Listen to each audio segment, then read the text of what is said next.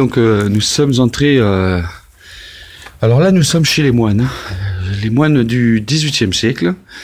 Je vous fais visiter, donc vous avez ici un manteau avec un cœur, d'ailleurs ce qui est étonnant pour l'époque des moines, une cheminée complète, avec son petit four de présentation. Voilà, et au-dessus, les bois que vous voyez juste là, ce sont les restes des roues, mais d'ailleurs un bois qui est resté nickel. Alors donc pour ceux qui ne savent pas, ce sont des bois donc ce sont les arêtes des roues de charrette en bois. Donc voilà. Et là si on passe sur la deuxième, donc là c'était l'entrée donc vue sur une entrée que vous avez ici. Et là bon des restes qui restent malheureusement, des tonneaux qui ont séché, qui ont pourri, avec des traverses, avec un ancien regard qui était au-dessus. Et là on rentre dans une deuxième pièce. Attention, hop, ah, j'ai failli faire une chute, c'est monumental, mais je suis sain et sauf, c'est magnifique comme tout. Regardez un peu la toiture qui est restée d'ailleurs, enfin le plafond qui est resté vraiment dans un état, une poutre centrale dans un état exceptionnel.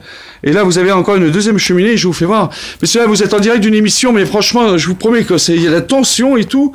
Nous voyons des marquages même sur la colonne de cheminée. Et ceci bien sûr pour ceux qui ne le savent pas, comme ça ils le sauront, ceci s'appelle un manteau, c'est le dessus d'une cheminée. Et là je pense qu'il devait y avoir une très belle glace, on voit encore les clous et tout ça qui est affiché comment dire, la glace pour la tenir bien sûr, parce qu'il faut bien qu'elle tienne bien sûr. Pendant qu'il y avait le feu qui brûlait, nous voyons, nous imaginons, nous voyageons dans le passé, 18e, 17e siècle, messieurs dames, c'est magnifique comme tout. Ensuite, pour ce qui est au premier étage, nous avons pris des photos, donc que vous le verrez, ainsi que l'extérieur avec des arbres sublimes. Nous avons ici, nous avançons, regardez un peu, bon ça, il y en a beaucoup qui le connaissent, mais pas tout le monde. Là, je vous présente, regardez-moi ça.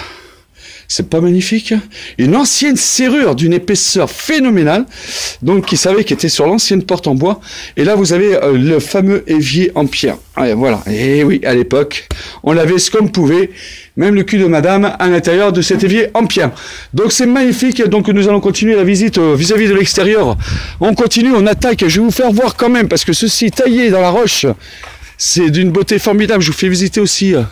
Ainsi, bon, forcément, avec le passé, les agriculteurs ont pu intégrer donc des croix de X, c'est pour maintenir les murs droits. Pour ceux qui ne savent pas à quoi servent ces fameux métaux qui ont été forgés, comme vous le voyez ici, vous le voyez ici.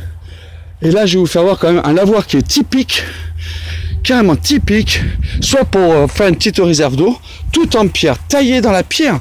Ce n'est pas quelque chose qui a été collé ou quoi que ce soit, c'est de la pierre. Voilà, vous avez, voilà. Donc un entourage, c'était très protégé.